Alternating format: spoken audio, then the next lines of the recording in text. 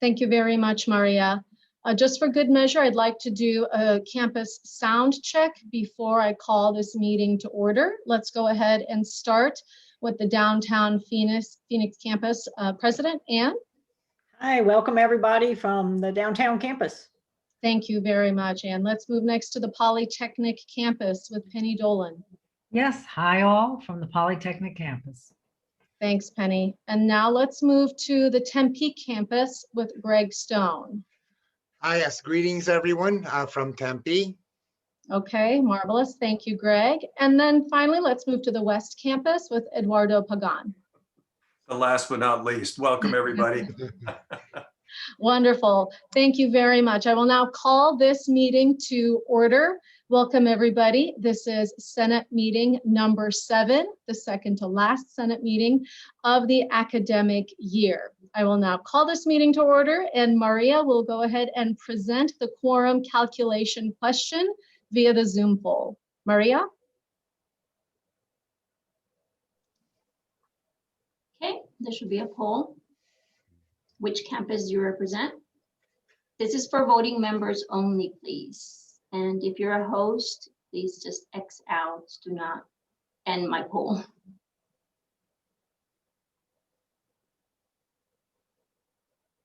Okay, ending the poll.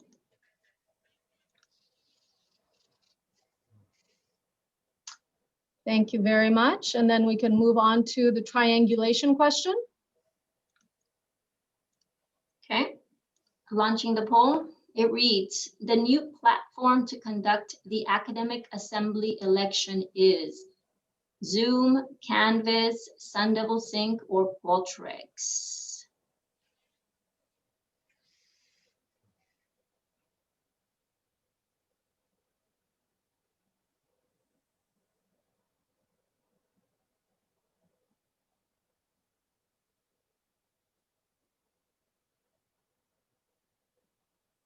Couple of more. I see if you haven't voted yet. Okay, ending the poll. The correct answer is Sun Devil Sync, and elections start Wednesday. So that's the platform you will use. Thank you. Thank you very much. An announcement will be sent out regarding elections shortly. Okay, moving on to agenda item number 3, action on minutes from March 1st, 2021. The minutes from our March 1st meeting have been distributed. Are there any corrections or additions to the meeting or to the minutes from that meeting? Hearing none, the minutes are approved as distributed.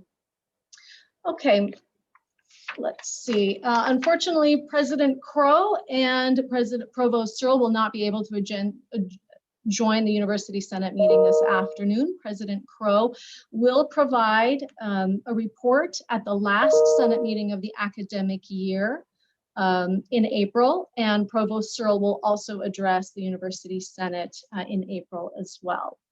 If you have any questions for President Crow or Provost Searle, please reach out to your campus president or to me. I'd be happy to forward those and to follow up on them for you.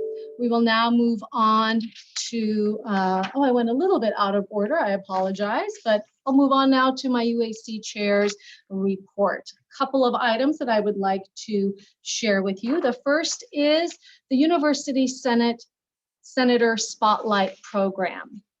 So I would like to congratulate Senator Vikas Varg for being selected as the senator being spotlighted this month. Senator Garg represents science and mathematics in the College of Integrative Sciences and Arts at the Polytechnic campus. This is his 4th year in the University Senate. He has been at ASU for 10 years. His area of focus include chemical education, organic synthesis, and medicinal chemistry. And he decided to get involved with the Senate because he was nominated by his colleagues. He thought it would be an invaluable experience to gain insight and contribute to the functioning of our vast and complex organization. And in terms of what Senator Garga's learned or hopes to learn and take away during his time in the Senate. He stated that he has learned the importance of faculty input in making decisions about different aspects and issues related to the ASU community. Senate members and administrators across multiple disciplines effectively collaborate and share ideas for the betterment of the university. I couldn't agree with you more, Senator Garg. This is the foundation of shared governance. In terms of his committee work, he has been involved with the University Senate Facilities Committee. And for the past few years, this committee has been able to recommend solutions related to dark zones on campus, lactation rooms, and general maintenance of restrooms and classrooms across different campuses. And they're hoping to discuss and solve more issues, especially those that are pertinent to parking and office spaces during the upcoming academic year. He would encourage his colleagues to join and experience the functioning of the University Senate. And he stated that he's been able to learn the ins and outs of shared governance by his participation in the University Senate. And he has an opportunity to make a change as he feels he and his faculty have a voice in the decision-making process. Senator Garg, I want to thank you for your service to ASU's University Senate. The next item that I would like to report on is from the University Senate Ad Hoc Committee on Digitally Enhanced Teaching and Learning. This committee has developed a top 10 tech list. This is a list of top 10 technologies for teaching and learning that are recommended by our peers across ASU. So this top 10 tech list is now located on the University Senate website under the Resources tab. It will be updated periodically as new technologies emerge and are approved through ASU Technology Security.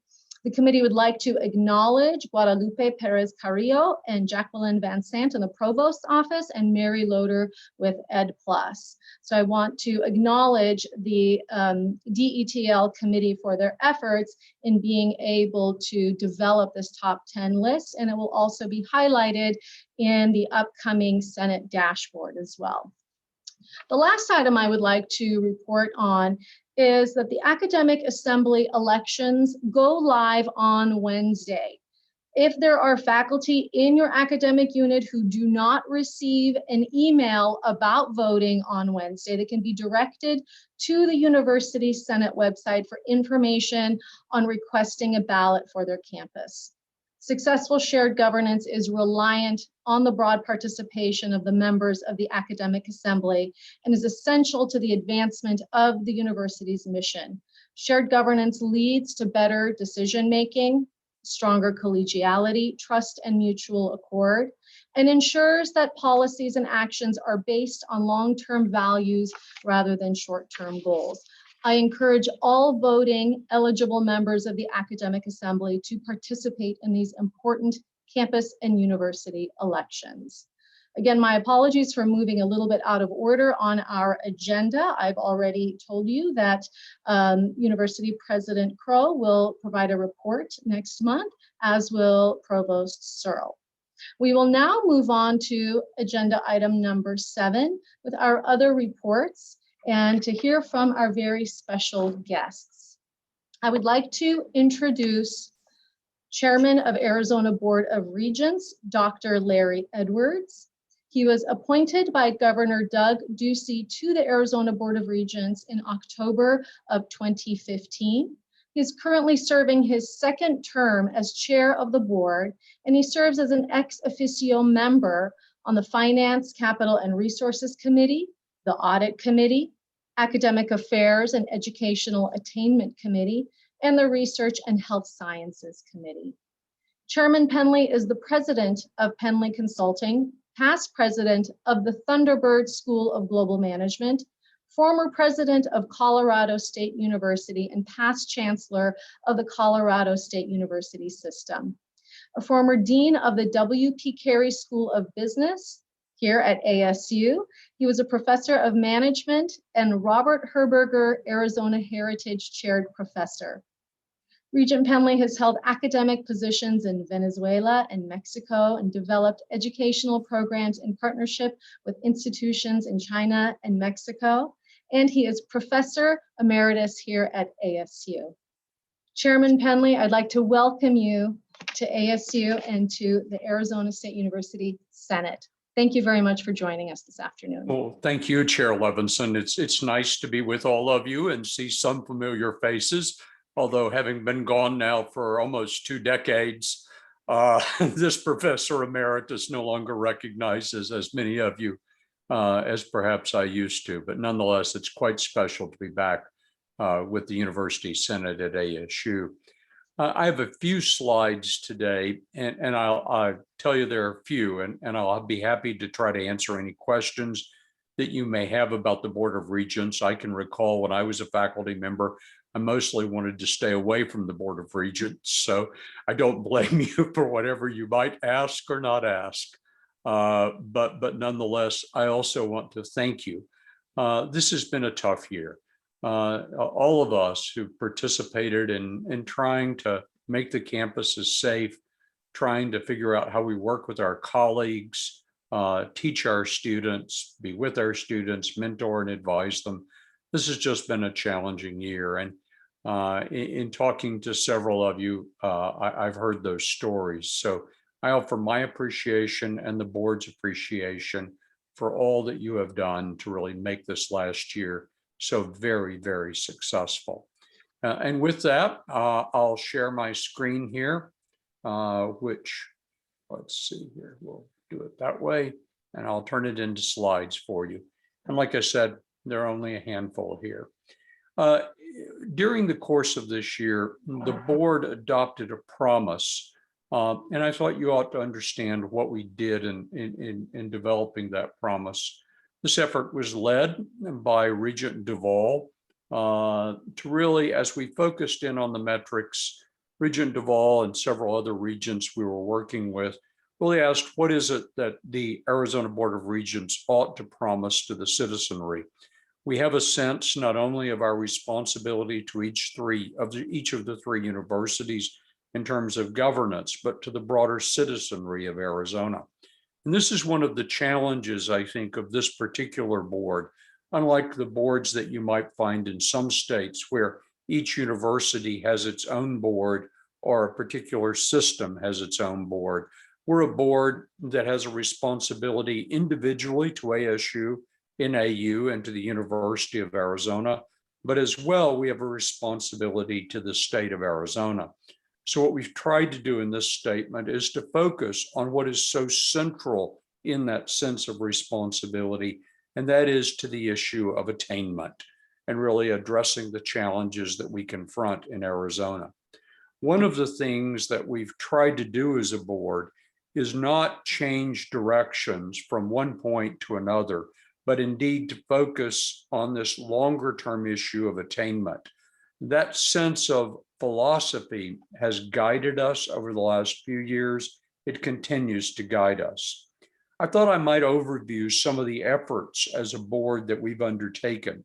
And one of those, and it's coupled with not changing directions. I can recall when I was dean and a faculty member at ASU, a new chairman would come into the board and the new chair would announce his or her, and in those days it was mostly his, agenda for the year. Now, you and I know how difficult it is to bring about change in a university. Even when you're internal to a university, change doesn't happen in a short period of time. And certainly with a board that's dealing with 3 complex universities, that is not the case either. So what we did was essentially create a kind of triumvirate to really lead the board. We meet at least once weekly, sometimes twice weekly, as chair, chair-elect, and past chair. Come July 1, I will become the past chair, which I think I'm looking forward to. I don't know about everyone else, but that will be a different role for me. But it's one that's designed to create stability. Working with the 3 presidents and with their teams back in March of last year, we developed a set of principles. I watched around the country as universities were grappling with how to deal with COVID. And what I observed were some things that I thought really weren't good governance of universities. In Georgia, for instance, Georgia Tech attempted to take a direction that the board disagreed with. And the board said all three universities are going to be exactly the same, all universities, not just the three. And there are lots in the state of Georgia. That struck me as absolutely an inappropriate approach. We needed to adapt some broad principles that each university could work with and adapt what they needed to do, doing things differently here in the Phoenix metropolitan area with ASU and in the other ASU campuses outside Maricopa County, instead of looking at what NAU or the university in Tucson might do. So I think those have served us well. I believe the approach has served us well by not insisting on commonality.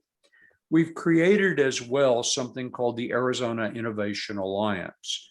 You've probably heard President Crow talk about the 11 university alliance that he and others work through that are designed to really bring best practices from a single university and improve overall attainment and an access to underrepresented students.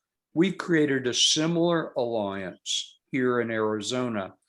And the first focus of this alliance is in Yuma, Arizona.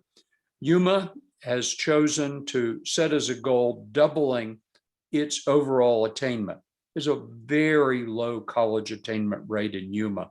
Yuma's missing out on new industry, new manufacturing opportunities because they don't have the labor force necessary to get there. We have a very good relationship with Arizona Western College, which is the community college in that location.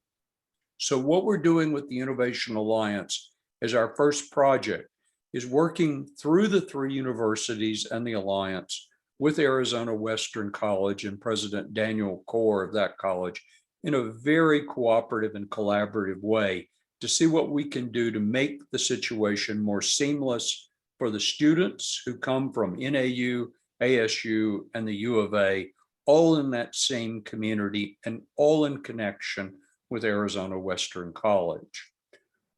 We've updated enterprise metrics, and we'll be dealing with that at the committee meeting this week. There's new metrics for all three universities since the old metrics had now been in place for some time. But departing from just metrics for all three universities, we focused in on university-specific metrics. And this is really an effort that I've driven as hard as I can.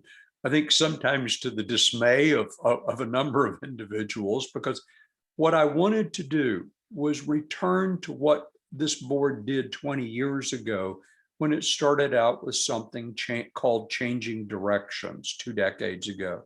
The focus then was on the fact that we did not need to have ASU trying to do everything that the U of A did and vice versa. We needed to look individually at Arizona State University and focus on what it was, what it could do best, how it could meet its sense of vision and mission individually.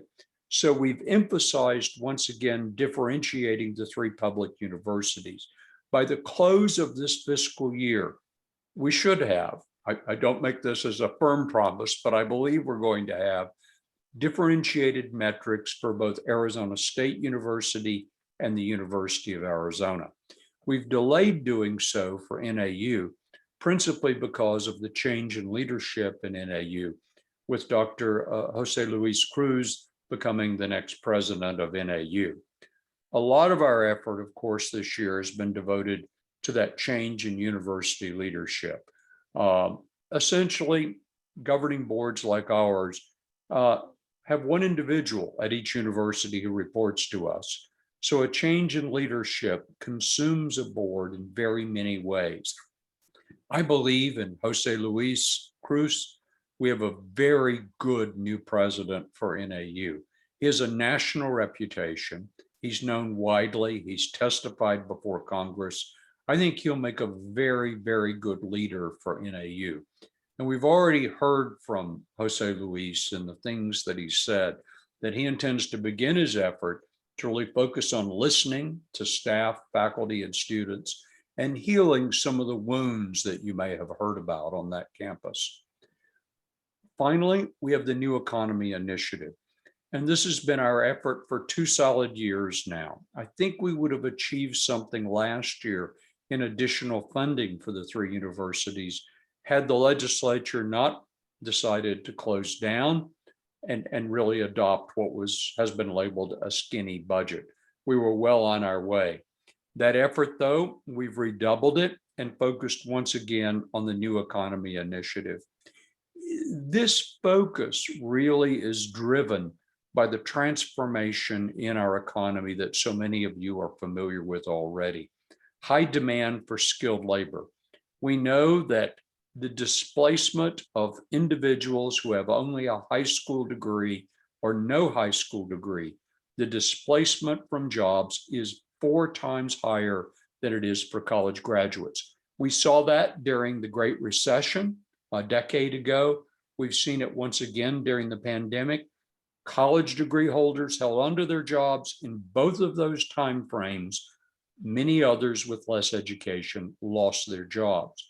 We know that a college degree results in people living longer, healthier lives, and certainly having much higher income. The advanced industry sector plays such a major role in our economy today, and it's playing an increased role. We see that in the kind of high-tech companies that are growing up here in the Phoenix metro area. We see it in what's happened over the last decade in terms of where jobs have grown, and they've grown in this well-educated, technically sophisticated area. Those are technologically driven jobs that we confront. We're seeing a competition too among cities, both globally and nationally. We know that jobs are moving to the major metropolitan areas, and forecasts for rural areas are just not very positive at all. And this is a problem because it may well divide us further as a country as we see job opportunities lost in the non-major metro areas. While Tucson is doing well, as the people in Tucson know, I have concern for them too, because the major metropolitan area in the state is just absorbing the jobs and creating so many more jobs. Our budget request, as you can see here in the bottom part of this screen, is focused on really 3 areas. And 2 of them, I think, have some hope for funding at this point. One of them is workforce development. And you see the millions of dollars that we are asking for relative to the 3 universities, with 46 million going to ASU. Distributed learning centers. This is designed to help us deal with those centers like Yuma, like Havasu, Sierra Vista, Prescott, et cetera, where right now the state is not providing funding for what we're doing in those areas. Those are important areas for the reason I articulated earlier. We need to help rural parts of our state to also grow college-educated individuals and reach attainment levels that are substantially higher. The part of this that I want to focus on for just a couple of moments, though, is the 3rd line, the Arizona Promise Scholarship. This is something that many of you know about from the state of Georgia initially to Oklahoma and at least 13 other states that I'm aware of, where the state is guaranteeing financial aid to individuals irrespective of income to enable those individuals to go to school. I know I've talked to parents here in Arizona, and I can recall my own parents when I wanted to go to school. And parents may well say to their child, look, I want you to be well educated, but I don't know how we can afford to educate you. We know inside the universities that we're providing very substantial aid for students along the way. But let me step back here to the slide that I missed. We're providing very substantial institutional aid.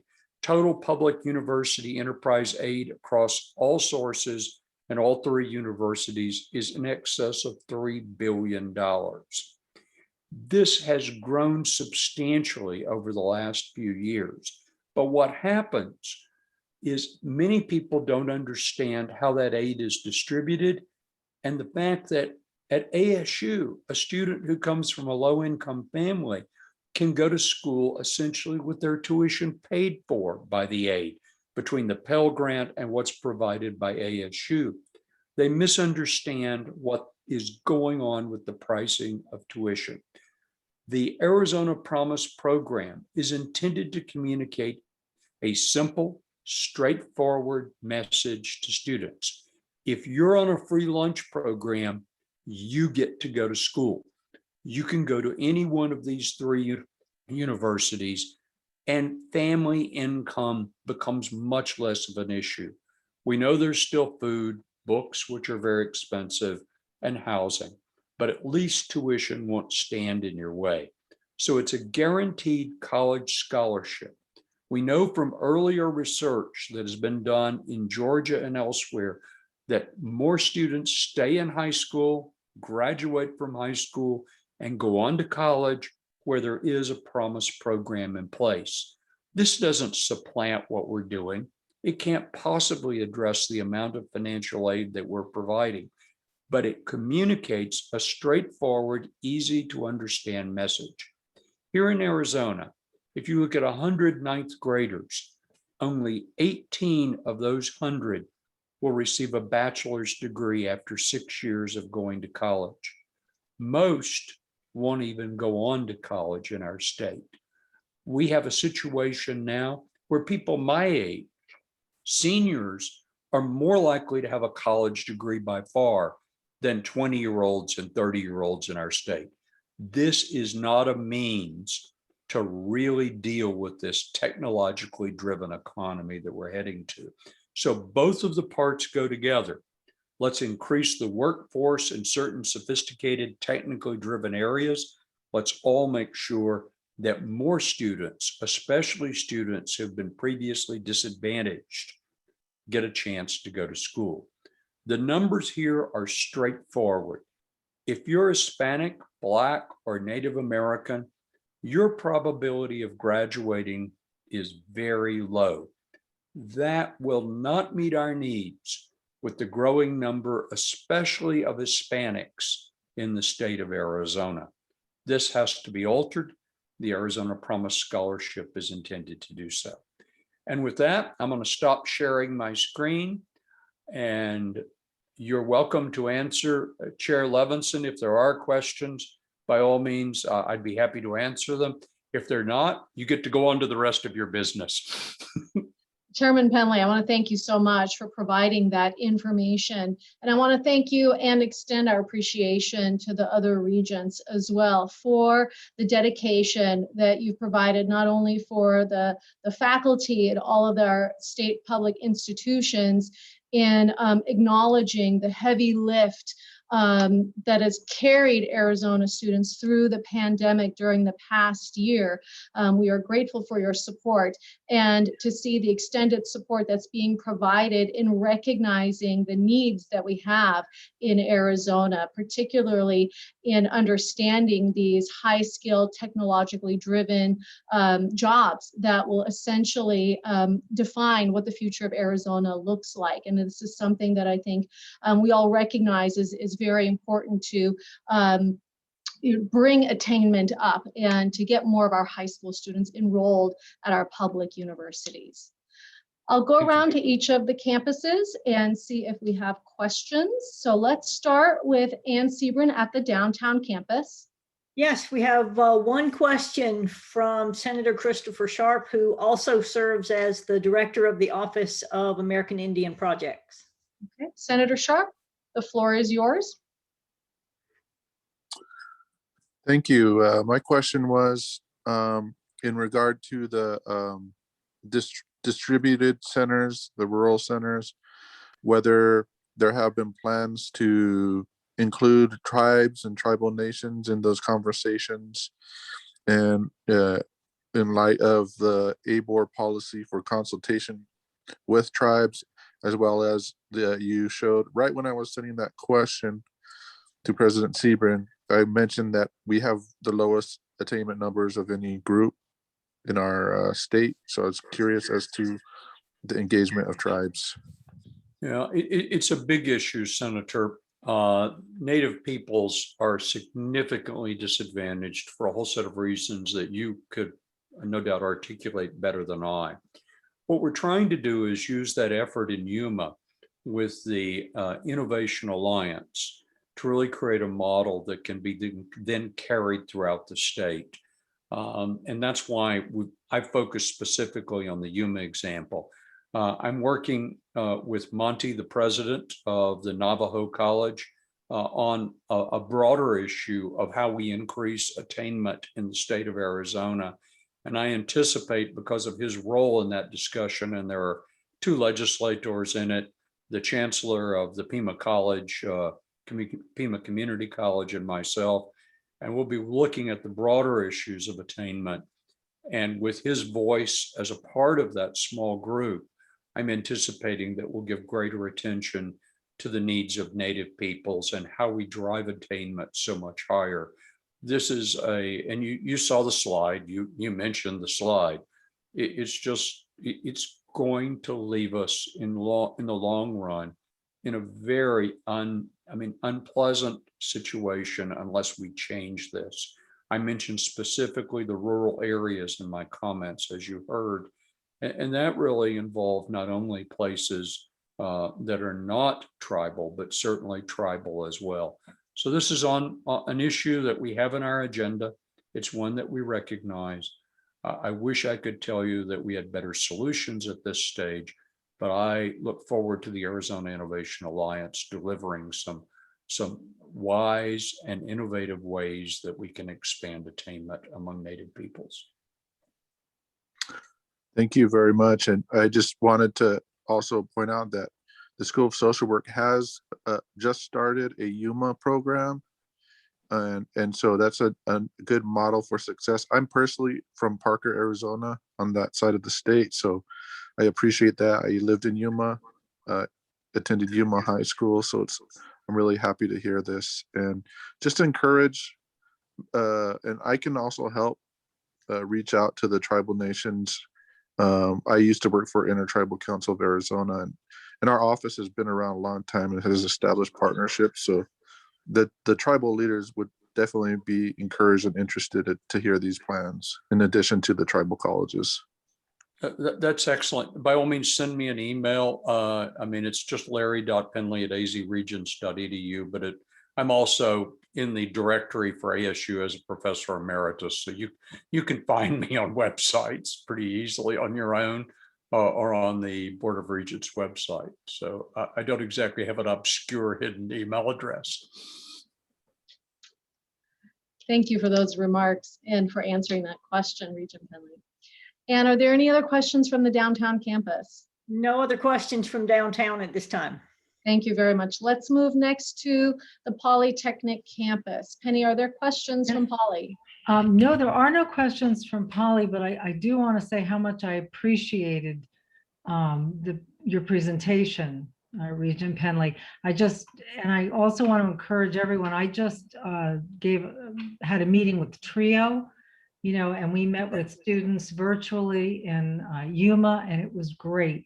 And I just want to encourage all the senators and faculty, when organizations like that reach out, please engage. These students were just really hungry for what we were telling them about our program. So thank you for your efforts, Regent Penley.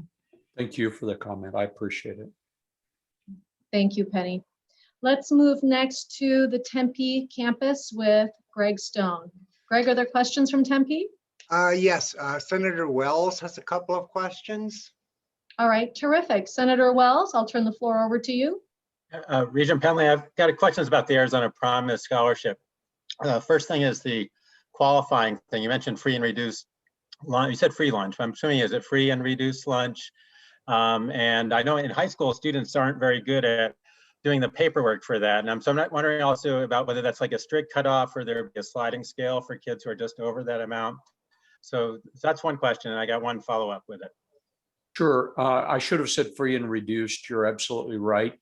Normally, we would have gone to the FAFSA form, but we know that in schools that have high incidences of low-income families and high instances of free and reduced lunches, we also know that the FAFSA form does not get filled out. So what we were trying to do there with using the lunch issue is just to communicate a simple message.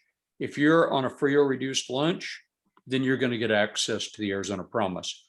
As to exactly how this works through the legislature at this point and the final terms about who gets what amount of money, as you and I know at ASU, people in the $20,000 and lower family income area get essentially not only free tuition, but they actually get a scholarship for the most part on top of that. If you're up to $100,000 or so, there are still scholarships available in financial aid at ASU.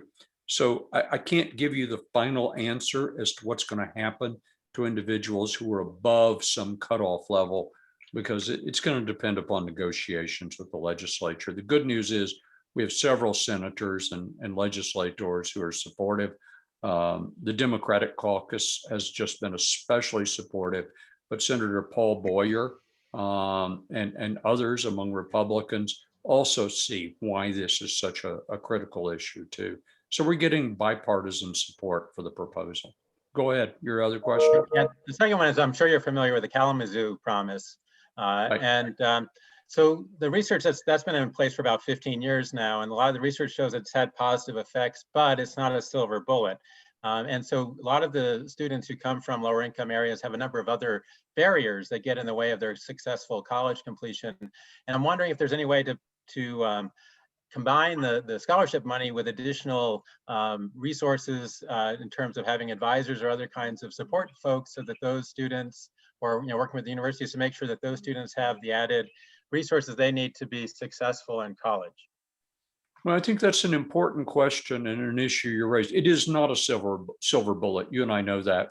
We know how many programs ASU has put together to really support students, provide advice to students, keep them going to class, a whole set of things. And so unless we couple this with some other efforts, I agree with you, it will not solve the problem.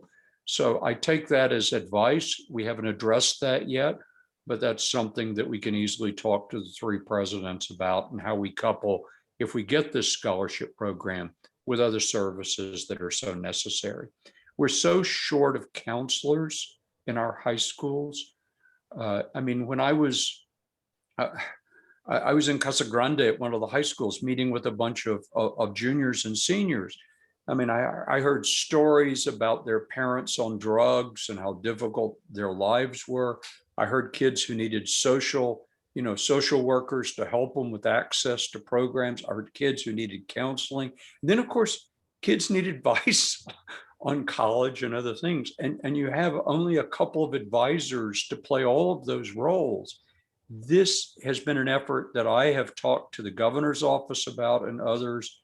We must put more money into that particular aspect of K through 12, in addition to what we need to do at the universities to offer that liaison that you're referencing to. So good point. Thank you very much. Thank you very much. Greg, are there other questions from the Tempe campus? Yes, Senator Windhorst has a question. Okay, Senator Windhorst, I'll turn it over to you. Dr. Penley, thank you for an excellent presentation on some very important issues. We've noticed some of that also in our school, with these folks gotten between a rock and a hard place, especially during the pandemic. Could some of the ARP stimulus funds here at least help here temporarily? I know that funds won't last forever, but could we make progress by applying some of that funds to these most needed folks? I think you're raising a good point. Without the stimulus funds, of course, all three universities would have had a bigger struggle this year than they've had. We're just beginning to unpack the new stimulus money as well, and understand what it's going to mean. That isn't entirely clear, but I think there is potential for its use in the way you've described. So good point. I take that as a good advice. Thank you. Good luck. Let's know how we can help. Thank you. Thank you. Greg, other questions from the Tempe campus? No more questions from Tempe, thank you. All right, wonderful. Before I turn it over to Eduardo at the West Campus, I do want to direct all senators to the chat to please mark your attendance for your respective campus. So if you would please take a moment to do so. Eduardo, I'll turn it over to you. Are there questions from the West Campus for Chairman Penley?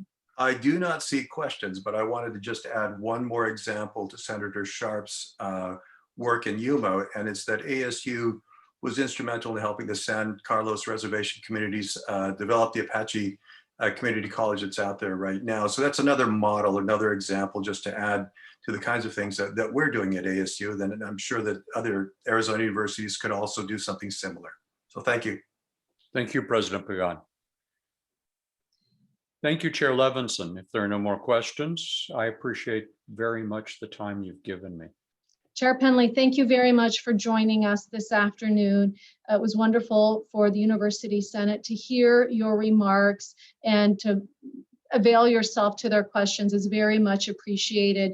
We are here to serve as counsel and to serve in any capacity that we may in supporting the efforts of the Arizona Board of Regents. Thank you again for joining us this afternoon. Thank you. Wonderful. I will now turn it over to our next special guest. I would like to introduce Dr. Joe Carter. He is the Dean of the Emeritus College at ASU. Dr. Carter has had an exceptional career with the W.P. Carey School of Business and is recognized for many contributions as a scholar, teacher, and administrator for 3 decades. He's a well-known scholar in the area of purchasing management and was the Avnet Professor of Supply Chain Management from 2006 to 2018. He was also the president of the University Senate. So we'd like to welcome him back to our family. He served in that role in 2011 and 2012 during the time of the initial approval of the ASU's new American University Plan. I can only imagine what an eventful year that must have been in the University Senate. And he also served as Associate Dean of the W.P. Carey School and had the responsibility to build and grow all of the business programs at the West Campus. He served as Associate Director General of the Thunderbird School of Global Management from 2015 to 2018. And Dr. Carter also led the transformation of the Business Administration Department into the current Supply Chain Management Department. And since its inception, the Supply Chain Management Department has been ranked in the top 5 of research and academic rankings. So, and that is in part due to the foundation and culture that Dr. Carter has created during his tenure as chair. Dr. Carter has also been inducted into the W.P. Carey Hall of Fame. Dr. Carter, thank you so much for joining us this afternoon and welcome back to the University Senate. Thank you, Samin. And Maria, if you could put up the first slide. You know, I'm probably a perfect example for the Emeritus College because we have many, many faculty and staff who put through 10, 20, 30 years at the university and then retire. What do they do? I mean, and if you go to the next slide, Maria, faculty, this is a little quote I give in some talks, faculty can retire from their job, but not from who they are, accomplished scholars. That's who we are. We're not going to go for working 40, 60 hours a week as we have been for decades to 0. And we don't want to. So what happened in 2004 is through Michael Crow's wisdom and the activities of faculty themselves, the Emeritus College at ASU was founded to afford retired faculty the opportunity to continue to be who they are through ongoing intellectual, creative, and social engagement. This is who they are. When I first came to the Emeritus College and I started to meet some of our faculty, I was amazed. Here are people of supreme intellect, energy, who have taken their careers in sometimes dramatically different directions. So it doesn't mean that if you're in the business school, you're in any other school, that when you retire, your scholarship is going to be in that area. I have a physics faculty member who's a docent at the musical instrument museum. If you go to the sort of the floors of the Watts College of Public Service and Community Solutions, you'll see a lot of artwork on the walls downtown. That artwork, most of it, if not all of it, is from the Emeritus College faculty. And you look at them, a lot of the artists were not artists in their career. They were artists as their avocation. Some of that work was done by a former dean of the law school, other faculty who just took what they desired to do. And it's amazing when you're freed from administrative work, you're free from committee work, you're free from yearly annual performance review, and you're allowed to do your passion, what you can become. So that's the role that the Emeritus College is playing. And I want to talk a little bit about becoming emeritus and the Emeritus College. Membership is not automatic in the Emeritus College. A lot of faculty who apply for emeritus status and are awarded emeritus status think that once you become emeritus, that you're automatically in the Emeritus College. You are not. We don't have a gate, but we want the faculty who are emeriti to select to become members of the college. So you have to opt in to the college. It's open to all emeriti status faculty. We charge a one-time small fee for membership. Yes, literally $35, and you've got membership for all eternity for that. So it is a small fee to keep us going. Presently, we have 525 faculty members. Maria, next slide. And what are the advantages to our members? We sponsor many programs. We have lectures and courses throughout the year. We support colloquia, who are really research talks by junior faculty at the university to some of us retired faculty and senior faculty about what they're trying to do. We have the Emeritus Press, which is our Emeritus Voices Journal, which is an academic journal, and the Emeritus College newsletter. We also have funded grant opportunities. And once again, your research or scholarship doesn't have to be in the same area as what you did during your career.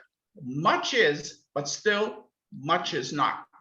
So we give Barrett Emeritus Fellowships to work with an emeritus, work with a student from the Barrett School.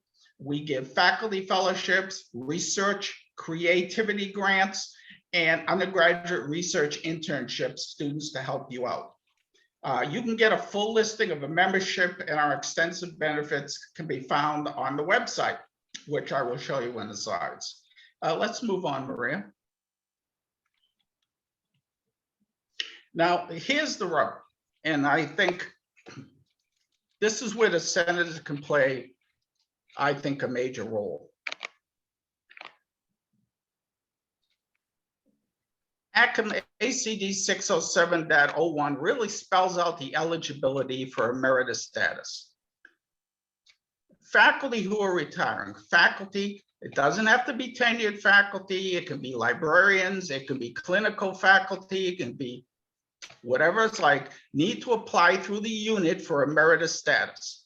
Now, some people may not want to be emeritus status. Some people may not even know that it's an option. So it'd be good for the Senate and your unit to let them know. The thing about becoming emeritus, it's a one-time opportunity for the university. If you are not awarded emeritus status by the last day of service before your retirement, this option is precluded from you going forward. So it's good to get in here. As you can see, Regent Penley has emeritus status from the university. I'm embarrassed to say I'm not sure whether he's a member of the Emeritus College or not, but probably. And this really defines what it would be and what you have to do. I'll put a little bit more on that. Well, we have librarians, as I said, we have clinical faculty, we have many faculty who can be awarded emeritus status. Next slide, please. All right, thank you. And I'm not going to read these through, but here are the benefits of being awarded emeritus status. You get these benefits whether you're a member of the Emeritus College or not. The nice thing about the Emeritus College is once you get emeritus status, we're not one and out. You can join the Emeritus College immediately. You can do it in a year. You can do it in 2 years. Many retired faculty, and I was one of them for a year, just wanted to play with my grandchildren. Then you can come back and be part of the Emeritus College. But what this really brings is it allows you, getting emeritus status allows you eligibility for membership in ASU Emeritus College. As I said, we have 525 members now, and just amazing. Good news, and this wasn't a surprise to me, but it was a reaffirmation. Boy, your intellect stays strong throughout your lifetime. These faculty members who are emeritus are really wonderful scholars. Next slide. And I think we might be it. I'm willing to answer questions, but I just want to let you know that the Emeritus College is here. We've been here since 2004, and it's an option for all faculty who will be awarded emeritus status at ASU. Dr. Carter, Questions. wonderful. Thank you so much. And I want to let you know that, my academic home is at the downtown campus, and I frequently walk through the UCent building and have admired the artwork on the walls. Little did I know that that artwork was produced largely by the emeritus faculty here at ASU. It's very impressive. So thank you for sharing that information and the other details that you provided. I'll move around to our different campus presidents to see if we have questions. Let's start with Anne at the downtown campus. No questions from downtown right now. All right, thank you very much. Let's move next to the Polytechnic campus with Penny Ann Dolan. No questions from the senators at the Polytechnic campus, but I do want to say I was quite pleased to see that you didn't have to be tenured faculty, that the option was available to NTE faculty and certain types of professional positions. I think that's great. Thank you. Thank you, Penny. Let's move next to Eduardo Pagan at the West Campus. Eduardo? We jump over Tempe? Oh, I'm sorry, we did jump over Tempe. Hey. Let me backtrack here. Okay, let's go to Tempe. Greg, are there questions from Tempe? Well, Senator Vandermeer would like to add a comment. Okay, thank you. Senator Vandermeer. Hi, I'm the senator from the Emeritus College, and I just want to reiterate all of what Joe said. I would add that the college has numerous programs for supporting research and teaching, but it is also an organization that is open to the interests of emeritus faculty. So there is lots of opportunity for expansion, and to the extent that people find a particular program or have ideas about creating one, the college is happy to support that. Thank you, Phil. That's correct. Thank you. Thank you very much for adding that additional information, Senator Vandermeer. Greg, any other questions from the from the Tempe campus? Yes, there's a question from Senator Kammerlacher. All right. Lisa, I'll turn it over to you.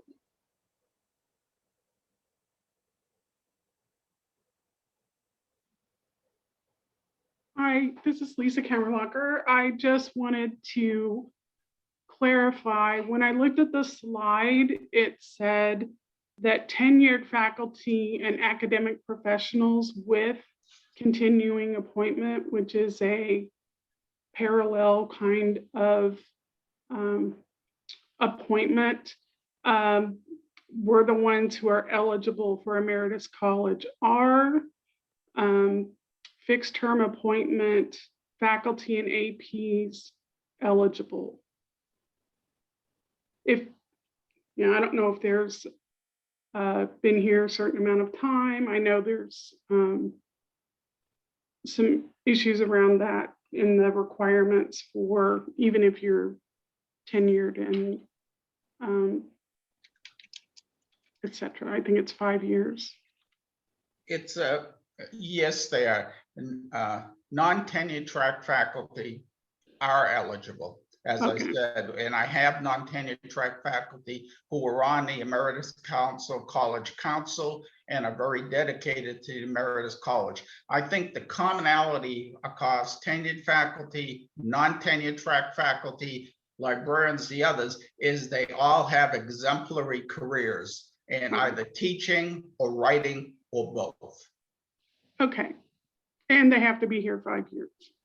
Actually, the ACD says that you have to be, I believe, typically, they use typically, so I think there's nothing in concrete, typically around 10 years or more. Okay. Thank you so much for clarifying. Maybe I didn't see all of the slides, so thank you so much. Thank you. Greg, are there other questions from Tempe? Yes, Senator Jackson has a question. All right, Senator Jackson. Yes, hi. I have retired emeritus colleagues who have been moving into the Mirabella, and we were discussing the possibilities for collaborations with, I'm in the dance area, and we were talking about how wonderful it would be to have some collaborations with artists and musicians and performers, to help with programming at the Mirabella. And I was just curious as to whether there have been ongoing collaborations or collaborations between existing programs and faculty and emeritus faculty, and how to approach that. We have been. Naomi, I'm so happy that you brought this up, because the headquarters of the college is in Old Main, which is just down the street from Mirabella. And I've been waiting for it to get finished to try to talk to someone from Mirabella to understand what the opportunities for collaboration would be. Because there are a lot of former faculty who are living in Mirabella. So I think as we go forward, we'd like to hold some short talk luncheons, maybe even a literary musicale we do a year that brings talent from the arts to the thing. And we certainly could do it with Mirabella, and we'd be more than willing to pursue the idea with them. Great. I think that would be amazing. Great. Thank you for that. Greg, other questions from the Tempe campus? No more questions here. All right, thank you. Thank you, All right, Greg. now we can move over to the West Campus. Eduardo, are there questions for Dr. Carter? I am not seeing questions. I just want to say, Joe, you've sold me. I'm ready to come join you right now. You're welcome. Open arms, Eduardo. But Eduardo, not until your term as chair of the UAC and Senate President is over after the yes. following academic year. Oh, yes, there's that. Yes, okay. Thank you. Dr. Carter, I want to thank you so much for joining the University Senate meeting this afternoon. You are welcome anytime. It's good to see an old friend, and thank you for sharing information about the Emeritus College. And I know that as faculty are considering, what life is going to look like after they stop teaching and doing their research and scholarship at ASU. And it's great to hear that there are so many opportunities available through the Emeritus College. Thanks again. Thanks, Amin. Bye, everyone. Have a good day. All right. Now we will move on to the next item on our agenda, which is item number 8 on the agenda. We have no unfinished business today, so we will move on to agenda item number 9, first reads. We have some first reads to prepare you for our April 26th meeting. These items are for informational purposes only. Although senators may seek clarification, full discussion on these motions is reserved for our next meeting. Denise Bodman, CAPC Chair, will inform you of these upcoming CAPC curricular proposals. Denise, I'll turn it over to you. Thank you.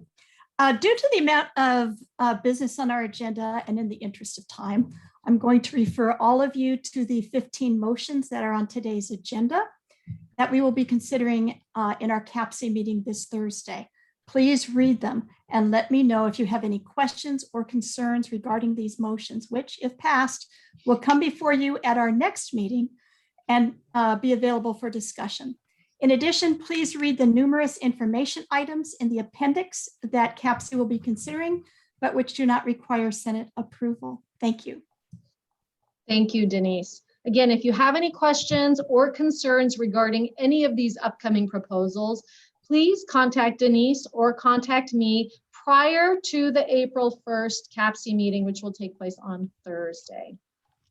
We will now move on to second reads. We'll now address motions that are second reads and action items. First, the new course proposals were distributed to you via email on March 17th and are presented to you to be voted on in gross unless there is a request to remove a course from a course for discussion or other action. Is there such a request? I have a request.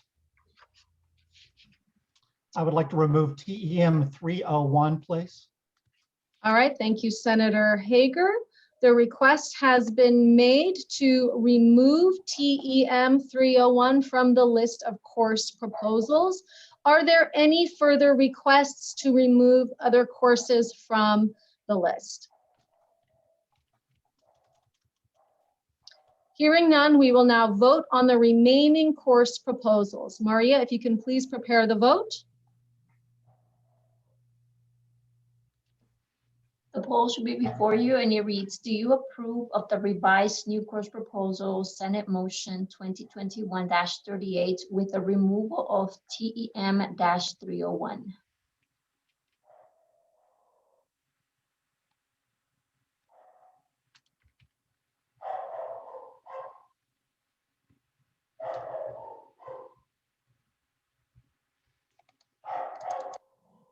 Couple more seconds to go. Submit your votes. Ending the poll.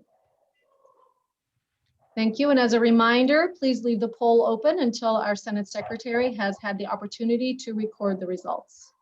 Motion passes.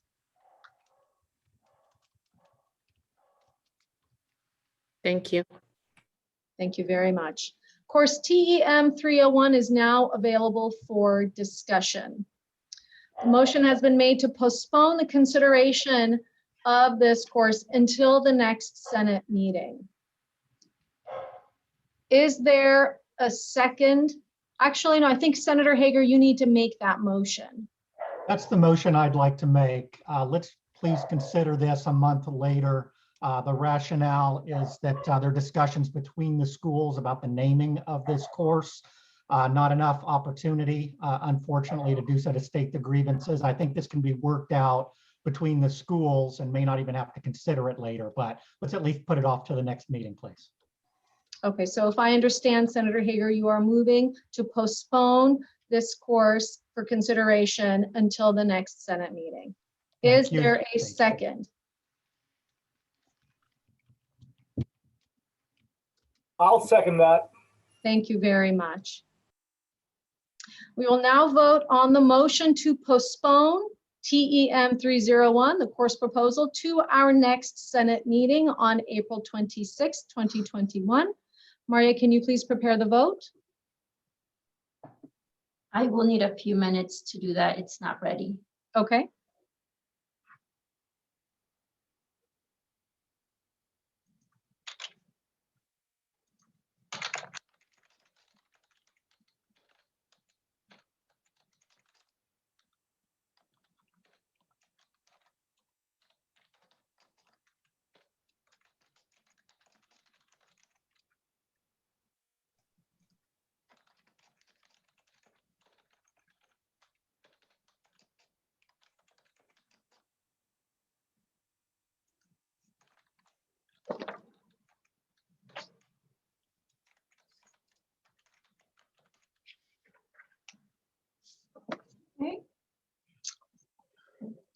of seconds here. Let me see where I do with my poll.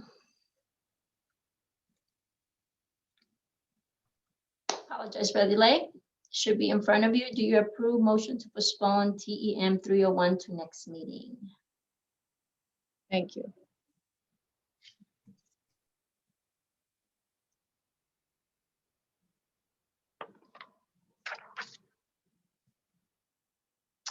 Couple of more votes coming in. Ending poll. The motion passes with 89%. Thank you all. Thank you very much. So we will address, of course, TEM 301 at our next Senate meeting to provide the opportunity for those two units to carry on their discussions. We will now move on to second read CAPC motions. CAPC has one motion related to curricular proposals for your consideration. Denise, I'll turn it back over to you. Thank you. CAPC approved a request from the College of Liberal Arts and Sciences, the T. Denny Sanford School of Social and Family Dynamics, for the disestablishment of an undergraduate certificate in child life and brings this motion 2021-25 forward to the Senate. Thank you. A motion has been made by CAPC to approve the request for the disestablishment of an undergraduate certificate in child life. Is there any discussion on this matter?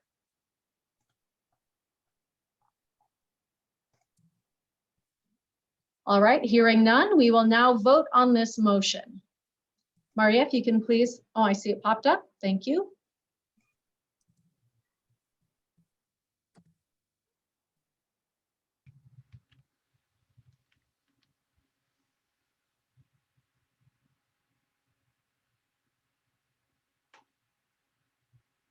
Couple more seconds to go.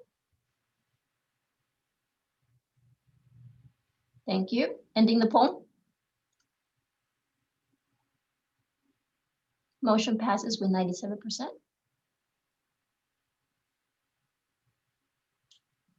Thank you. We will now move on to second reads, item 3, other motions and resolutions. Last month, we had a first read for a resolution promoting food security for students, brought forward by Mr. Scott Day, Chair of the Student Faculty Policy Committee. Today, Mr. Day is bringing the motion forward for your consideration. Scott, I'll turn it over to you to present that motion. Thank you. On behalf of the University Senate Student Faculty Policy Committee, I move to adopt this motion 2021-27, resolution supporting food security for students. Whereas Arizona State University is measured not by whom we exclude, but rather whom we include and how we succeed, and by assuming fundamental responsibilities for economic, social, cultural, and overall health of all communities it serves. Whereas Arizona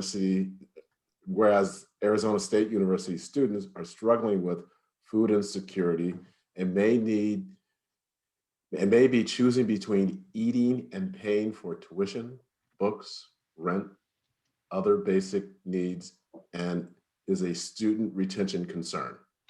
Whereas food insecurity disproportionately affects students of color, with nationwide statistics of 57% Black students and 56% of Latino students reporting food insecurity, and ASU released its list of 25 points to support Black students, faculty, and staff on September 2nd, 2020, noting actions including promoting student success and well-being among Black students and all students of color.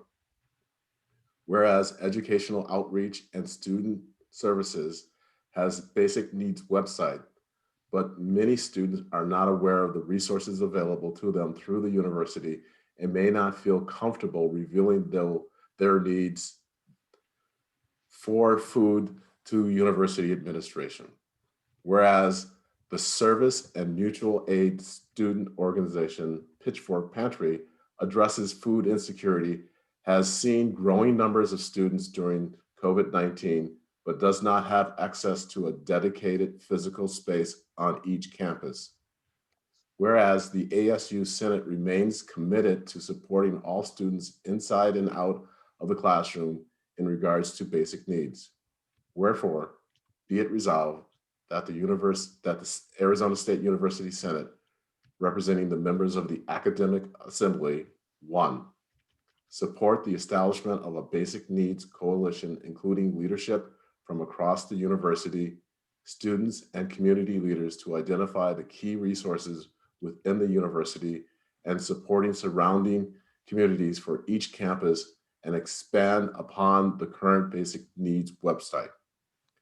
2, support the establishment of a physical food pantry, Pitchfork Pantry, on each campus with a mobile inventory so that students can shop online for and later pick up their food at a desired location. 3, support the hire of a full-time staff member to oversee food pantry operations, employ graduate and undergraduate student workers, and assemble a team of students, volunteers, Pitchfork Pantry, and/or AmeriCorps volunteers. 4, remains committed to proactively supporting EOSS and their efforts to improve access to basic needs services, pantry meal cards, and resources like emergency aid information on the student advocacy and assistant website through marketing channels to students. 5, supporting faculty by including a statement on course syllabus regarding available basic needs resources and including the link to the ASU student advocacy and assistant website. 6, support EOSS in assisting eligible students in signing up for their federal aid programs, such as the Supplemental Nutrition Assistant Program, SNAP. 7, will actively circulate this resolution to all members of the university community, including students, faculty, and staff. 8, will, in addition to urging these actions by the university administration, seek to identify concrete and specific steps that can be taken by individual faculty to address these concerns. And 9, will seek to continue to raise awareness of food insecurity as a significant and widespread concern affecting ASU students' learning. This ends the second read. Thank you very much, Scott. The motion is now before you. It does not require a second as it comes from a committee. Is there any discussion related to this motion?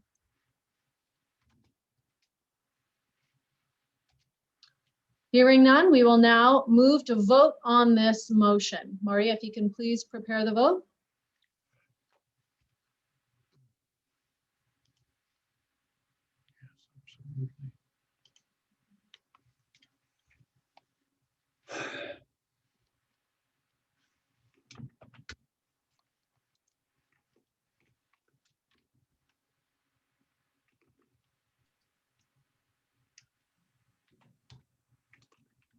Okay, a couple of more votes coming in.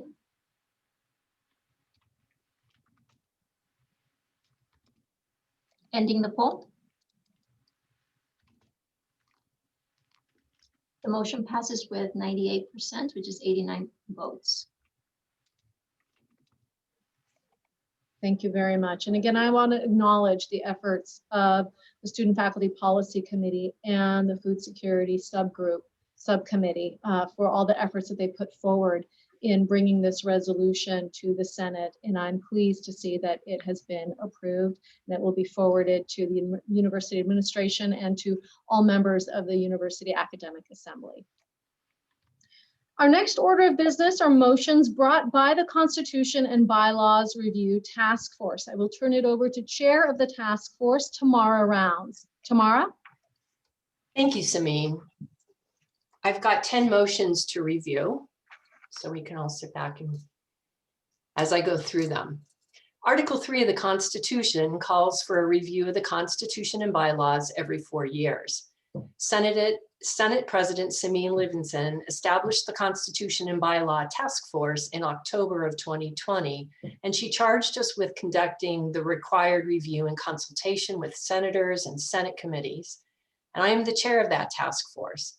Other members included on were Mary Burleson of the West Campus, Maria Coca, manager of the Academic Senate Office, Chris Kraselka from Poly Campus, Shirley Rose from Tempe Campus, Joe Rusomano from Downtown Campus, and Philip Vandermeer, Emeritus College. The task force met multiple times between October and December to identify and discuss needed amendments and develop the motions for amendments that I'm presenting to you today. Article 3 specifies that amendments may only be introduced at a regular meeting at the Senate, and no amendment may be acted upon at the same meeting in which it was introduced. As discussed earlier, the proposed amendments are of two types. The first type is perfecting amendments, which proposes changes that solely correct factual errors, typographical errors, grammar errors, or resolve inconsistencies or clarifying wording. The second is a substantive amendment that are proposed in order to improve Senate operations, in keeping with the Senate's purpose and role in shared governments. Based on the recommendations of the task force, we are going to be making several motions today related to perfecting changes only. Again, these changes are non-controversial and correct factual, typographical, graphical errors, as well as provide clarification. In order to save time for discussion related to substantive changes, we actually are recommending that these motions be handled in gross, as opposed by Robert's Rules of Order, section 51.48. Perfecting amendments, according to Article 3, is a majority of the University Senate memberships has to approve this amendment. Perfecting amendments, those that address the cosmetic corrections of numbering, grammar, and language, may be ratified by consent of the University Senate. All other amendments to this Constitution must be submitted to the Academic Assembly for ratification. Motion 2021-28 amends Article 1A2 to insert fixed term. So the article reads, currently all academic professionals with full-time multi-year probational or continuing appointment positions are members of the Academic Assembly. This amendment includes academic professionals with fixed term appointments as members of the Academic Assembly. Motion 2021-29 amends Article 2A1F, which is inserts most. So the article reads, the primary role of most faculty members elected by their units to be senators should be teaching and or research. Inserts, while serving as a senator, faculty or academic professionals may not hold an administrative appointment of a half-time or more position. Motion 2021-30 amends Article 2B1A, inserts section heading of A, campus president, replace alphabetical seriation to numerical seriation, strikes out advice and consent, and replaces with the approval by vote. In 2B13, replaces teleconference with the word virtual. In 2B1D, strikes out June 1st, capitalizes the, and in 2B1E strikes out end of the fall and inserts middle of the spring and adds president-elect. In 2B1F, strike out summer break period of May 16th to August 15th annually and inserts following the last Senate meeting of one academic year and until the first Senate meeting of the next academic year. And in 2B1G, so the amendment article reads, this is it in full. B, Senate leadership. 1, the UAC shall serve as the executive board of the University Senate. The UAC shall consist of the Senate president, presidents, president-elect, and immediate past presidents of the campuses. A, campus president. 1, the assembly membership of each campus shall elect a new president-elect each spring semester in accordance with procedures established in Bylaw 3 of the University Senate. The president-elect will take office June the 1st. 2, the president-elect shall become president the following year on June 1st. In the event that the office of the president is vacated, the president-elect from that same campus shall become president and a new president-elect shall be elected. 3, in the event that the office of immediate past president is vacated, the University Academic Council members from that campus shall, with the approval by vote of the University Senate membership from that campus, appoint a former campus president to the position. If no former president is available to serve, the UAC membership from that campus shall appoint, with the approval by vote of the University Senate membership from that campus and academic assembly members to fill the vacancy. B, the members of the UAC shall serve as representatives to the Arizona Faculty's Council and adopt policies and procedures may be needed for ASU's participation in the Faculty's Council. The UAC shall designate, when appropriate, the chair for the Arizona Faculty's Council.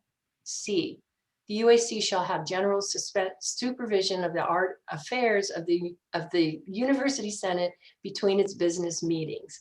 Fix the hour and place of meetings, make recommendations to the Senate, propose amendments to the Constitution and bylaws, initiate and stimulate the study of matter of concerns to the university, and perform such duties as specified in this Constitution and the Senate bylaws. The UAC shall be subject to the orders of the Senate, and none of its acts shall conflict with the actions taken by the Senate. D, the UAC shall meet in person monthly throughout the year and schedule special meetings as needed. All meetings may provide for virtual participation of members not able to be physically present. Half the membership with at least one from each campus shall constitute a quorum. The UAC shall keep minutes of its meetings and make such meetings available to the University Senate and the Academic Assembly within 2 weeks. E, the Senate President or designee shall convene meetings of the UAC and shall preside over the meetings of the University Senate and the Academic Assembly. F, by the middle of spring semester, the UAC shall elect from among its membership an individual to serve as president-elect of the University Senate, who will University Academic Council on June 1st. The specific duties of the president-elect, like those of the current president, shall be determined in collaborative discussion with the current president. G, following the last Senate meeting of one academic year and until the first Senate meeting of the next academic year, the UAC shall have the authority to act on behalf of the Senate and to carry out necessary Senate duties during the period of time in which faculty are not in contract. The Senate President shall report on any or such activities at the first Senate meeting following each summer break. And finally, H, the Executive Committee can appoint vacated positions on the UAC if all the measures have been exhausted. Motion 2021-31 amend. I'm sorry?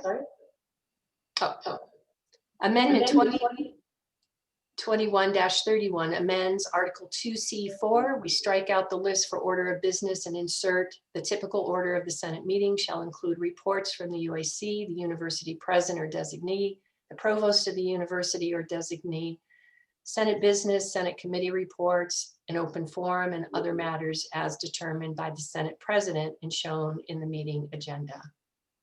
Motion 2021-32 amends bylaw 2B3E, inserts as a motion. So now that the bylaw reads, recommendations of a Senate committee concerning revisions of policy or the establishment of new policy shall be made to the Senate as a motion. Approved recommendations shall be sent to the university president by the UAC. Recommendations involving change in the Constitution or bylaws are treated under Article 3 of the Constitution. Motion 2021-3 amends bylaw 2B3F, inserts provide reports at Senate meetings. Each Senate committee shall also record its activities so that the bylaw currently now reads, each Senate committee shall provide reports at each Senate meeting. Each Senate committee shall also record its activities and compile and send an annual report to the UAC prior to the last scheduled meeting of the University Senate for the academic year. Motion 21-34 amends bylaw 2B7A2B. It inserts and report on, so the bylaw reads, to facilitate and report on the actions of the Senate as it acts upon faculty and academic professional business.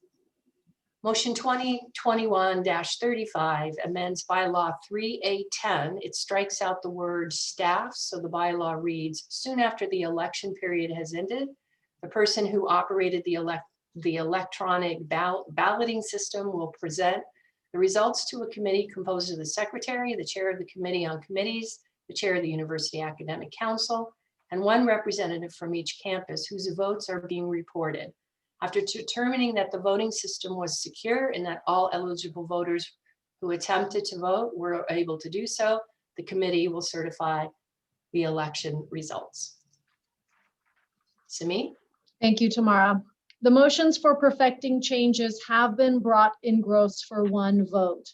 Several amendments related to perfecting changes only have been brought forward. Does any senator want to remove any of those amendments from this list for a separate vote? All right, hearing no request, please vote for or against the perfecting amendments recommended by the task force. Maria?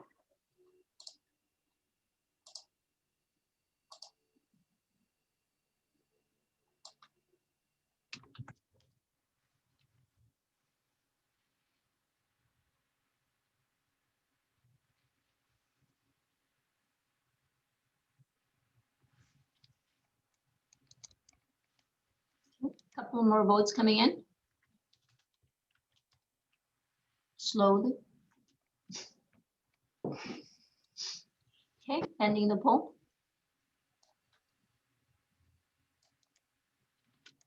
The motion passes 99%, which is 90 votes. Thank you very much. According to our Constitution, perfecting changes go into immediate effect and are not necessary to put before the Academic Assembly for ratification. Senate ratification is all that is necessary. Perfecting amendments are now complete, and we will move to substantive amendments. Tamara, I am requesting the report of the Constitution and Bylaws Task Force.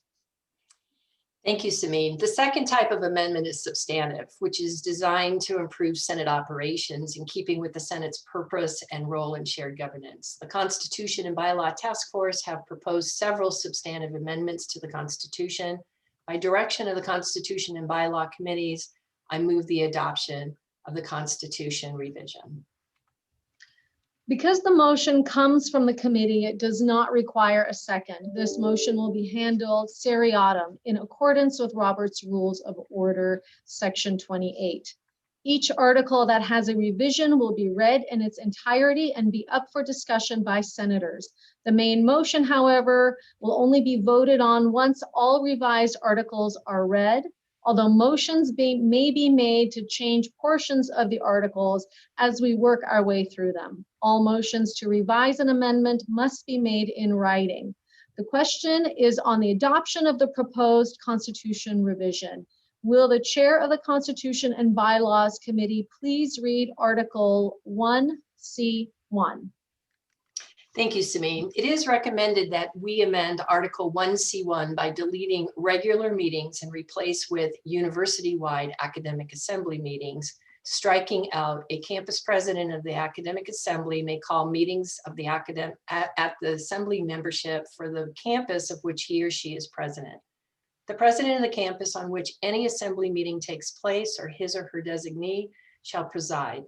Campus meetings shall be published in a form accessible to assembly members at least 1 week in advance of the meeting, and replacing it with the president of the university or the UAC may call meetings of the academic assembly. Any 50 members of the university-wide academic assembly may request a special meeting of the whole assembly by writing the chair of the UAC. The purpose of any special meeting must be explicitly stated, and the special meeting shall be limited to that particular subject. A specific agenda and any proposals for action shall be sent to each member of this academic assembly at least 2 weeks prior to the meeting.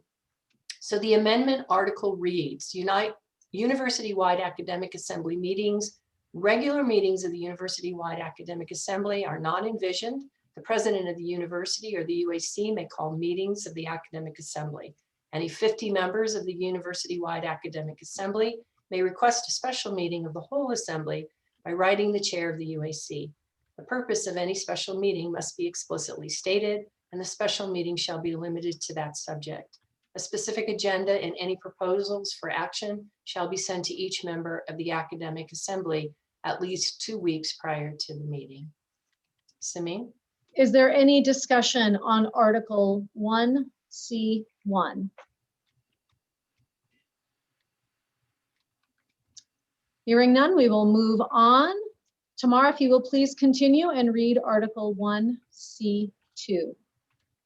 Absolutely. So it is recommended that we amend Article 1C2 by deleting special meetings and replacing with campus academic assembly meetings, striking out the president of the university or the UAC shall call meetings of the academic assembly. Any 50 members of the university-wide academic assembly may request a special meeting of the whole assembly by writing the chair of the UAC. Any 15 members of a particular campus may request a special meeting of the campus academic assembly membership.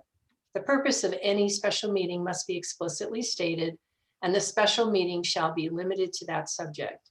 A specific agenda and any proposals for action shall be sent to each member of the assembly at least 2 weeks prior to the meeting, and we're replacing it with regular meetings of the assembly membership for the campus of which he or she is president, the president of the campus on which any assembly meeting takes place, or his or her designee shall preside. Any 15 members of a particular campus may request a special meeting of the campus academic assembly membership. The agenda of each meeting shall be published in a form accessible to assembly members at least 1 week in advance of the meeting.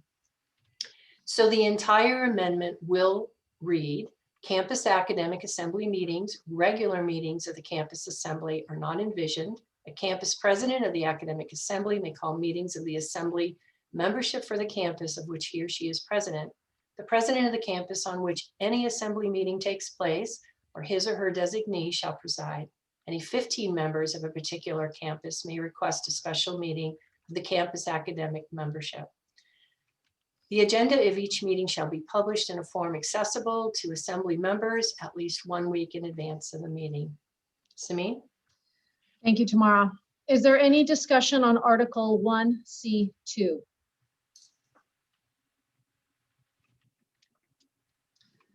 Tamara, are there any other further amendments to the University Senate Constitution? No. We have now reviewed and discussed the changes to the Constitution. The floor is now open for additional discussion, debate, or amendments as a whole. Is there any discussion among the senators? Hearing none, a motion has been made to accept the revisions to the Constitution. Maria, can you please prepare the vote? Thank you.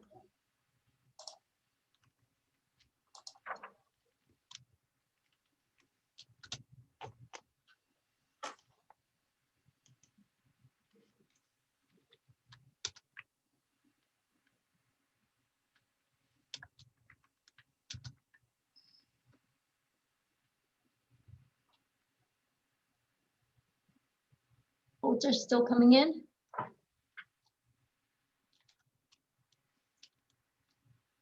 Ending poll.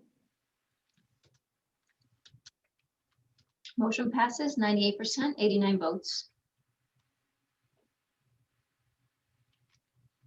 Thank you. The Senate has approved the changes to the University Senate Constitution.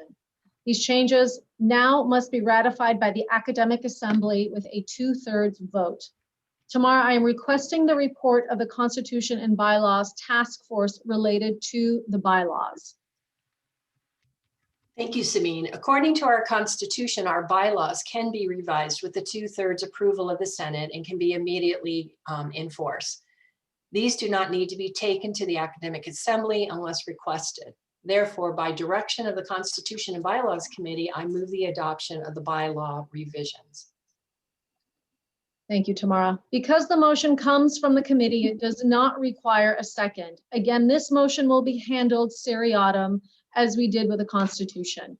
Each bylaw that has a revision will be read in its entirety and be up for discussion by senators. The main motion, however, will only be voted on once all revised bylaws are read, although motions may be made to change portions of the bylaws as we work our way through them. All motions to revise an amendment must be made in writing. The question is on the adoption of the proposed bylaws revision. Tamara, as the chair of the Constitution and Bylaws Committee, please read bylaw 2B71A. Thank you. It's recommended that we amend bylaw 2B7 B1A by striking out 7 and replacement with 9 senators, so that the bylaw now reads elected 9 senators, including representation from each of the campuses and 1 academic professional from any campus. The committee should have representation from tenure eligible, as well as non-tenure eligible faculty. Thank you, Tamara. Is there any discussion on bylaw 2B7B1A? All right, hearing none, we will move on. The Constitution and Bylaws Chair will now read bylaw 3A5. Thank you. It's recommended that we amend bylaw 3A5 by deleting 10 and inserting 20 assembly members. So the bylaw now reads, the duration of the notification period should be no less than 5 and no more than 10 days. Valid petitions received by the chair of the committee during this period shall be placed on the ballot. Valid petitions for Tempe campus positions require signatures of at least 25 assembly members and from the Tempe campus. Valid petitions for other campuses require signatures of at least 20 assembly members from the campus for which the position is designated. Thank you. Is there any discussion on bylaw 3A5? All right, hearing none, the Constitution and Bylaws Chair will now read bylaw 3B3. So it's recommended that we amend bylaw 3B3 to insert April 1st, striking out May 1st. So the bylaw will now read, if the committee is unable to complete a ballot for any campus by April 1st, the UAC is authorized to work with the faculty of that campus to find nominees and devise appropriate election procedures. Thank you, Tamara. Is there any discussion on bylaw 3B3? All right, moving on. Tamara, will you please read bylaw 3B5? Yes, so it's recommended that we create bylaw 2B5, which will read, in case of a tie, the Committee on Committees chair and the UAC president will devise a solution. Should any election result in a tie vote, the chair of the Committee on Committees and the UAC president will establish procedures to determine a winner. Thank you. Is there any discussion on bylaw 3B5? All right, Tamara will now read bylaw 4. It is recommended that we add a new bylaw 4 to read, bylaw 4, the University Senate providing for membership in the Senate. A, degree granting units will be represented in the Senate in one of 3 categories. Units with fewer than 40 members shall have 1 senator. Those with 40 to 99 members shall select 2 senators. Units with 100 or more members will select 3 senators. And B, the following non-degree granting units applied for and received approval to select members to the University Senate: Emeritus College, 1 representative; Ross Blakely Law Library, 1 representative; Ewing Materials Center, 1 representative; ASU's Libraries Librarian Assembly, 2 representatives.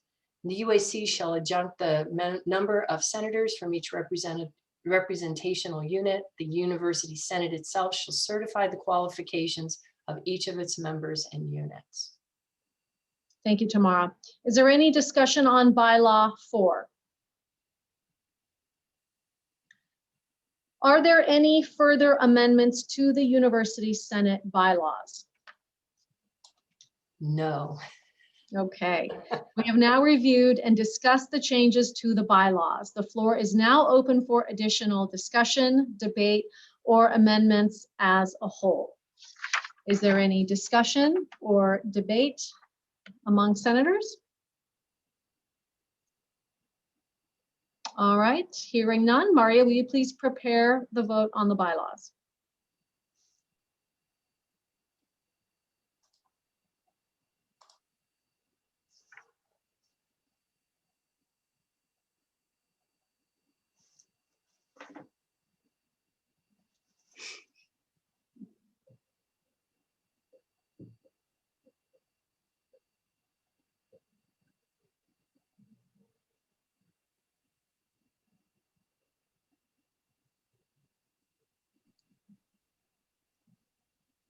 Couple of more votes still coming in.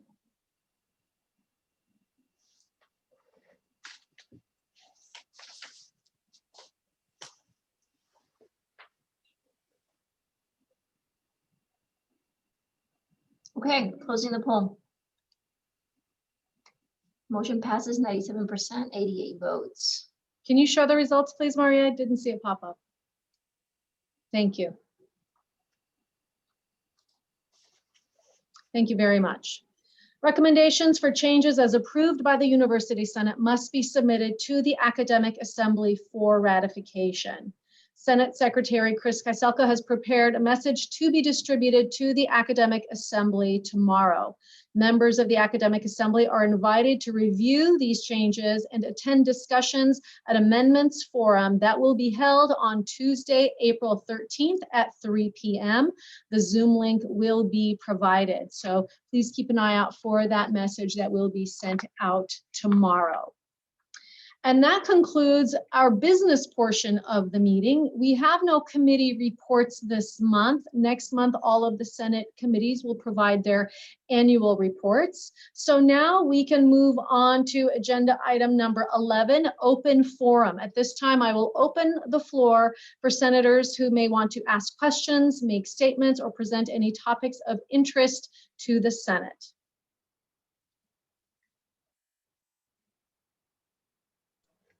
Yes, we do have someone at Tempe campus. Senator Windhorst would like to ask some questions about the COVID response at ASU. All right, Senator Windhorst. Thank you, Greg. Samin, so a question for the ASU administration.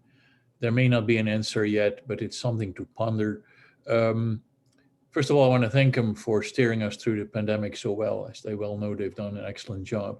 So the two questions I get a fair bit is, one, will vaccination be required for students once they return in person in fall, like it is for some universities?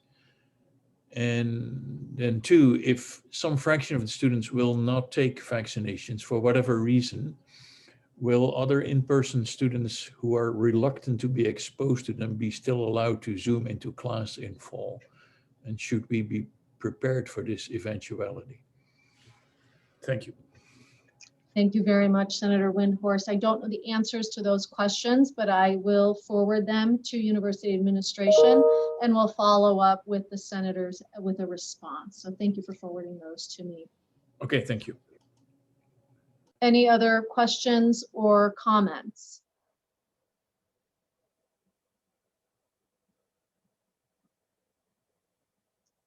All right, well, there being no further business, unless there is an object. Yes. Yes, it looked like Vandermeer, Senator Vandermeer. Okay, thank you very much, Greg. In the nick of time, Senator Vandermeer. I was concerned to see stories about the reorganization of the engineering college. And since this is the purview of the Senate, according to ACD 305, and the administration seems to be moving ahead as if the Senate no longer exists, or at least the ACD policy doesn't exist. I was wondering what was happening in this regard. Thank you very much for Senator Vandermeer for raising that issue. Provost Searle did address this with the University Academic Council during our last meeting. I had reached out to him inquiring about the announcement of the reorganization of the Fulton schools and the additional expansion to the Polytechnic campus. And in fact, you will note that as a first read, there are two proposals from the Fulton schools that are related to that reorganization. One is for the establishment of a new unit, which will require Senate approval, and the other is for the renaming of an existing unit in the Fulton schools, which will again require Senate approval. And so even though those announcements were perhaps a little premature, we are moving through the appropriate channels of governance and the approval channels as well. I have also been working with the senators representing the Fulton schools to bring to their attention the proposals that have been coming forward so that they they can work with the faculty in their units as well as with the leadership in the college, in the Fulton schools on this reorganization. And they will be up for discussion at the upcoming CAPC meeting on the 1st. And that will be an opportunity for the representatives from the Fulton schools to engage in discussion on those proposals. Thank you. Any other questions, comments? All right, there being no further business, unless there is an objection, I will now adjourn this meeting. I look forward to seeing you all at Senate meeting number 8 in April. That'll be on Monday, the 26th, after our semester has wrapped up. See you all then. Have a good week. Take care. Thank you, Samin. Bye-bye. Bye-bye. Thanks.